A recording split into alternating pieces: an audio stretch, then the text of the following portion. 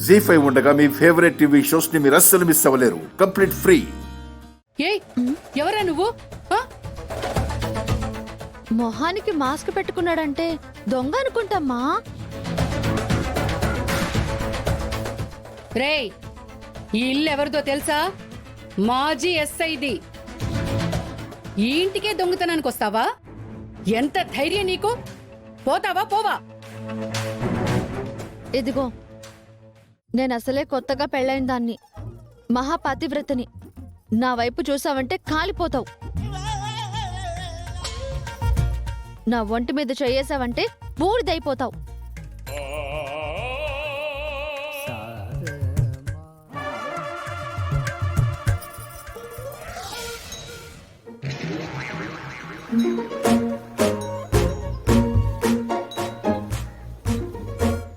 అల్లుడు గారు మీరా? హే, వచ్చింది నేను కాబట్టి సరిపోయింది.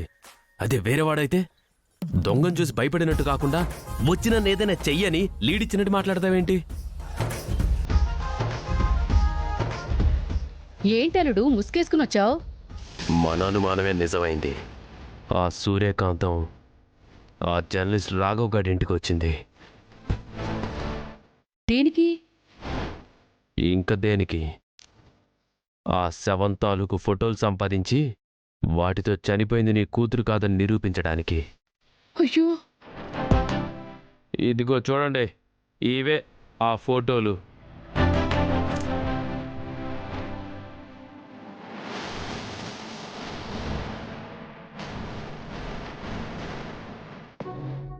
మేడం, మీరు యూనిఫామ్లో వచ్చారు, ప్రాబ్లం ఏం లేదు కదా?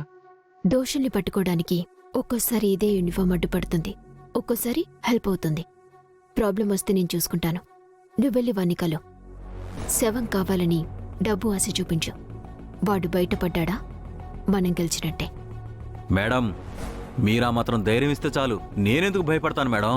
ఇప్పుడే వెళ్ళి వాడిని కలుస్తాను, వాడి దగ్గర కూపీ లాగుతాను.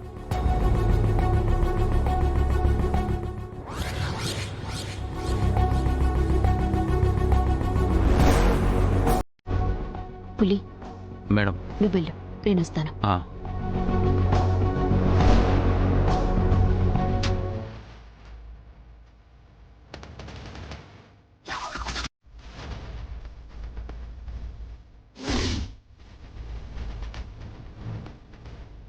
అల్లుడు ఆ మార్చిని ఎదవని కలవడానికి సూర్యకాంతం రాలేదు కదా? తెల్లారగానే తయారైంది మనమే. మనకంటే ముందు సూర్య వచ్చే ఛాన్సే లేదు. అయినా సూర్య వచ్చి అడిగినా వాడు నిజం చెప్పాలిగా. అయితే పద, త్వరగా వాణ్ణి కలిసేసి అవసరమైతే వాడికి ఇవ్వాల్సిన బ్యాలెన్స్ అమౌంట్ కూడా ఇచ్చేసి వాడి నోరు నొక్కేద్దాం. సరేలే, పద. పద.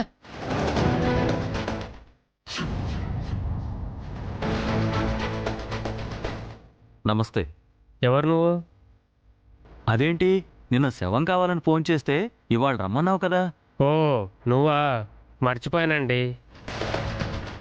ఇంతకీ అనాథ శవం రెడీయేనా? ఒకటి కాదు, 2 శవాలున్నాయి. వాటి కోసం ఎవరొస్తారా అని ఎదురు చూస్తున్నాయి. ఒకటేమో ఎంగులేడి శవం, రెండోది ఓల్డ్ బామ్మ శవం. ఏ శవం కావాలి? 2 శవాలు తీసుకుంటాను. అయితే క్యాష్ కొట్టు.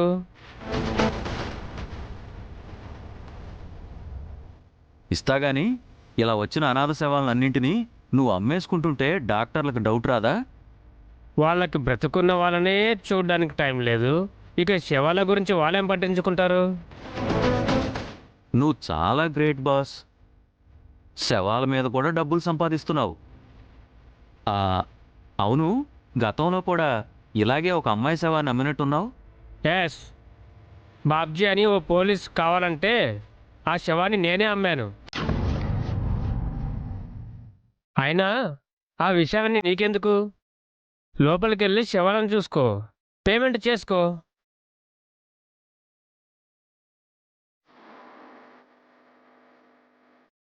దొంగ మేడం,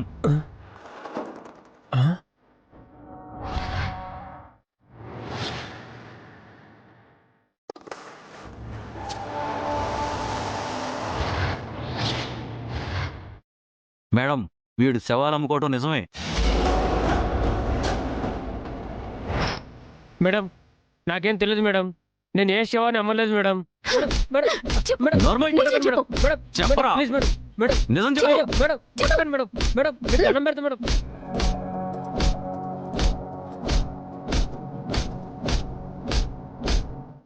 మేడం, ప్లీజ్ మేడం, కొట్టకండి మేడం, నేనేం తప్పు చేయలేదు మేడం.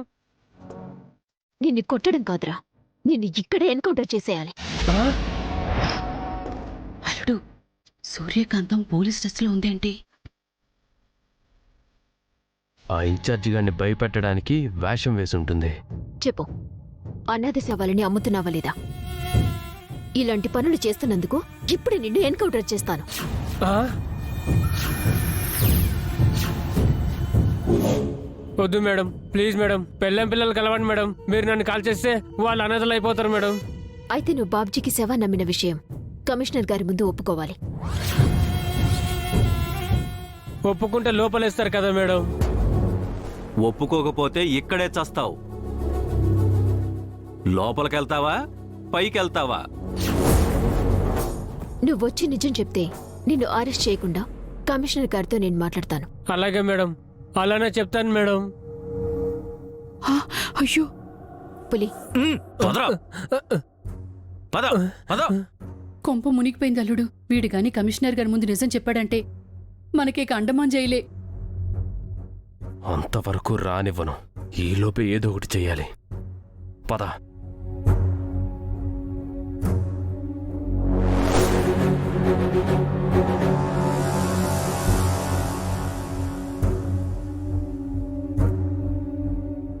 జీ5 యాప్ డౌన్లోడ్ చేసి అన్ని ఎపిసోడ్స్ పూర్తి ఉచితంగా చూడండి.